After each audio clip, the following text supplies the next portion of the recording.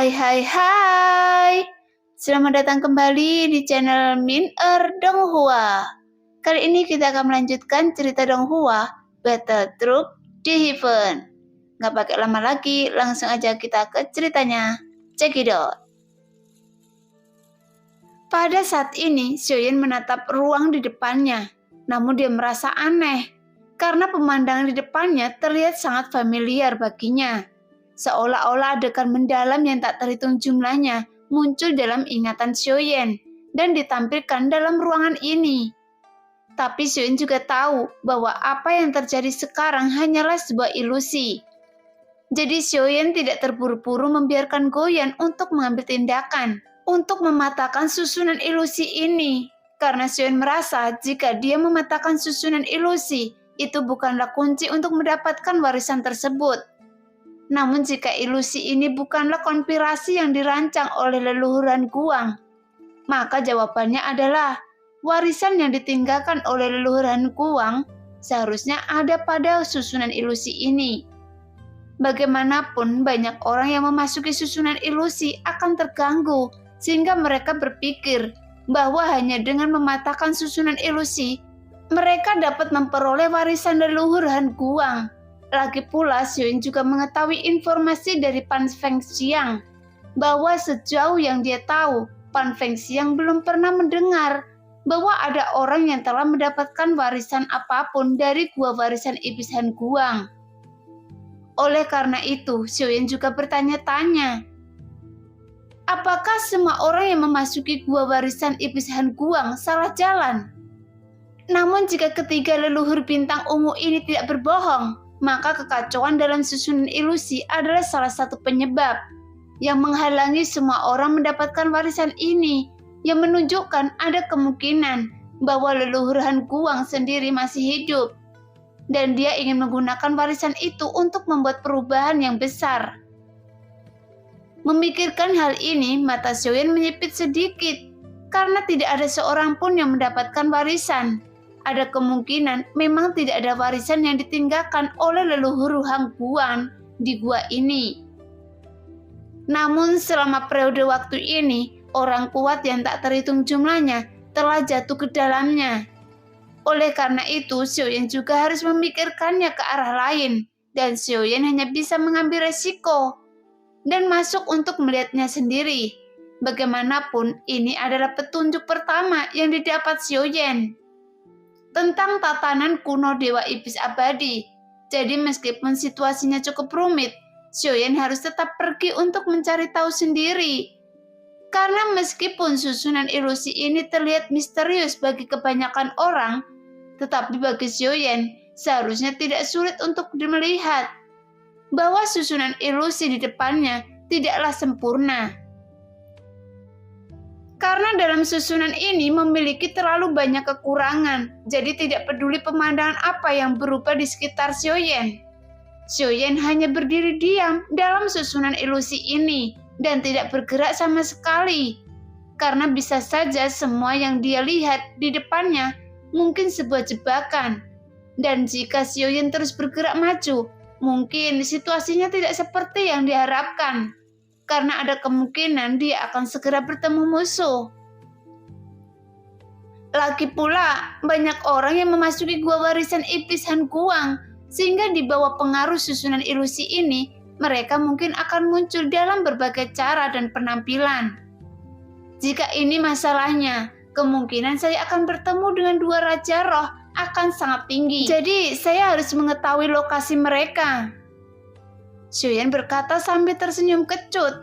Segera Xiaoyan berhenti karena mengambil tindakan hanya akan merugikan dirinya sendiri. Tapi jika situasi terus seperti ini, bahkan jika Xiaoyan akan bertarung dengan mereka, setidaknya dia bisa menghindari bertarung dengan Tianxun dan Neng Yao. Bagaimanapun mereka terlalu kuat, jadi tidak perlu menghadapi mereka secara langsung. Bahkan jika memungkinkan, Xiaoyan tidak ingin akan terjadi pertempuran apapun. Setelah Xiaoyan tertegun sejenak, dengan cepat Xiaoyan mengulurkan tangannya untuk menepuk Goyan di dalam jubah lengannya. Goyan, bisakah Anda mengendalikan formasi ini tanpa menghancurkannya? Xiaoyan berkata perlahan. Pembunuh 1000 pisau. Sialan. Jika Tuan Anjing ingin melakukannya, ada banyak persyaratan. Karena Tuan Anjing sedang tidak enak badan. Mungkin saya akan tertidur lelap setelah membantu Anda. Dan saya tidak tahu kapan saya akan bisa bangun. Guyan berkata dengan serius. Mendengar itu, Xiaoyan menundukkan kening karena dia dapat melihat dengan jelas di mata Guyan yang terlihat cukup lelah. Apa yang terjadi? Xiaoyan bertanya dengan bingung karena tidak perlu dikatakan tentang kekuatan Guyan dalam hal formasi. Jadi meskipun Guyan memiliki nada suara yang lebih serius, tapi Guyan sudah menjadi bagian dari keluarga Xiaoyan. Jadi sepertinya ada pemahaman diam-diam antara kedua pihak. Tapi melihat penampilan Guyan saat ini, Xiaoyan hanya bisa tersenyum kecut. Apakah Anda telah menggunakan terlalu banyak energi Anda? Xiaoyan terus bertanya. Sebelumnya saya telah terlalu banyak membantu Anda mematahkan formasi yang membuat kekuatan jiwa spiritual saya terkuras, sehingga saya merasa lelah. Guyan menjelaskan dengan ekspresi sedih yang membuat Xiaoyan semakin bingung. Saya biasanya bisa memulihkan kekuatan saya hanya dengan tidur sebentar, tapi kali ini mungkin akan membutuhkan waktu selama 1000 tahun atau 100 tahun, bahkan saya akan tidur selamanya. Guyan terus berbicara dengan serius. Apakah ada yang bisa saya bantu untuk Anda? Xiaoyan berkata perlahan. Mendengar itu, Guyan tertawa terbahak-bahak. Apakah sekarang Anda baru sadar jika Tuan Anjing sangat penting bagi Anda? Biasanya Anda hanya memanggil Tuan Anjing untuk mematahkan formasi. Tapi sekarang Anda tahu Tuan Anjing akan tertidur lama, jadi Anda tidak tahan dan membiarkannya Tuan Anjing pergi. Jika Anda ingin Tuan Anjing bangun, Anda tidak memiliki cara selain Anda menemukan tubuh asli saya, kemudian membentuk kembali tubuh untuk saya. Jika tidak, Tuan Anjing mungkin tidak bisa bangun lagi. Guyan berkata sambil menghela nafas panjang. Tepat ketika kata-kata itu jatuh, Xiaoyan akhirnya menyadari bahwa Guyan memberinya akting yang bagus dan tujuannya meminta Xiaoyan membantunya untuk menemukan tubuh aslinya. Anda harus mengendalikan formasi ini karena saya ingin mengetahui lokasi semua orang di sini. Xiaoyan berkata dengan marah yang membuat Guyan menghela nafas penyesalan. Bagaimanapun Xiaoyan tidak tahu apakah yang dikatakan Guyan benar atau salah. Tetapi setelah melihat cahaya biru mata anjing meledak, Xiaoyan merasa Guyan tidak kesulitan sama sekali. Susunan formasi ilusi ini hanya formasi biasa. Sepertinya ada seseorang yang mengendalikan formasi ini. Guyan berkata perlahan dan Xiaoyan langsung bertanya. Katakan di mana orang yang mengendalikan susunan ilusi ini. Setelah mendengar apa yang dikatakan Guyan, Xiaoyan mendengus dingin karena ternyata tebakannya benar. Orang yang mengendalikan susunan formasi ilusi ini adalah leluhur Han Guang yang telah jatuh. Sekarang dia berada tepat di depan Anda. Guyan berkata perlahan. Setelah Guyan mengendalikan susunan formasi ilusi ini, tiba-tiba Xiaoyan merasakan jiwanya tiba-tiba bergetar. Karena dia jelas-jelas membuka matanya. Tetapi sekarang pemandangan sekitar telah berubah menjadi kegelapan lagi. Bahkan saat Xiaoyan mengangkat kepalanya lagi, dia merasakan jantung berdebar sejenak. Karena saat dalam kegelapan yang menyelimuti dirinya, dia melihat sekelilingnya. Ada puluhan sosok yang berdiri tegak bersama-sama dan puluhan sosok ini adalah semua orang yang masuk ke dalam gua warisan secara terpisah. Dan sekarang mereka tertata rapi, namun tanpa terkecuali semua sosok ini terjerat dengan benang sutra hitam yang tak terhitung jumlahnya. Bahkan utasnya berlanjut membentuk keterikatan. Itu seperti membungkus semua orang menjadi kepompong.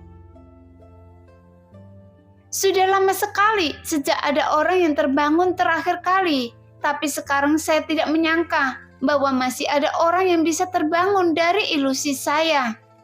Tapi karena jumlahnya sudah cukup, jadi saya akan membiarkan Anda hidup. Sebuah suara terdengar perlahan. Pada saat ini, sebuah sosok berdiri lebih tinggi dari yang lainnya, dan di samping sosok itu ada seorang lelaki tua yang duduk bersila di platform. Segera Xiaoyan menyebarkan kekuatan jiwa yang sangat kuat. Kemudian dia menemukan bahwa ada 1.000 orang di dalam gua warisan ini. Dan orang yang terlemah adalah dewa pertarungan bintang 1 atau lebih. Tapi banyak juga makhluk keabadian kaisar di dalamnya. Tapi Xiaoyan juga bisa merasakan kekuatan abadi di tubuh mereka sedang ditekan oleh benang hitam. Namun tekanan yang terkandung dalam benang sutra hitam ini bukankah sebuah kekuatan, melainkan benang hitam mengandung racun dari leluhur Han Guang. Mungkin jika semua orang yang memasuki gua warisan ini melihat pemandangan ini, pasti mereka akan panik dan memilih mundur secepat mungkin. Namun Xiaoyan tidak melakukannya. Sebaliknya dia mengangkat kepalanya dan menatap lelaki tua di platform. Bukankah Anda adalah leluhur Han Guang? Xiaoyan bertanya dengan dingin. Itu adalah nama saya dari zaman kuno. Saya akan mengganti nama yang lebih baik setelah saya menerobos keabadian para dewa. Lelaki tua itu berkata perlahan. Apakah Anda bisa menerobos keabadian para dewa dengan mengandalkan keberuntungan yang diperoleh melalui keterampilan jahat semacam ini? Xiaoyan mencibir dengan dingin. Nah, ini adalah rumah saya. Bahkan jika Anda memiliki kekuatan fisik yang sangat kuat, selama saya ingin Anda mati di sini, Anda bahkan tidak memiliki kekuatan untuk melawan. Apakah Anda yakin bisa melakukannya? Xiaoyan terus mencibir. Mendengar itu, leluhur Han Guang tercengang. Apakah Anda tidak percaya dengan saya? Leluhur Han Guang berteriak dengan marah. Kemudian tubuhnya memancarkan rasa penindasan yang sangat kuat. Menyapu ke arah Xiaoyan dan langsung menyelimuti tubuh Xiaoyan dengan gila-gilaan. Nah, demikianlah cerita hari ini. Terima kasih yang sudah menonton video Min Earth sampai selesai. Sampai jumpa di video selanjutnya. Bye-bye.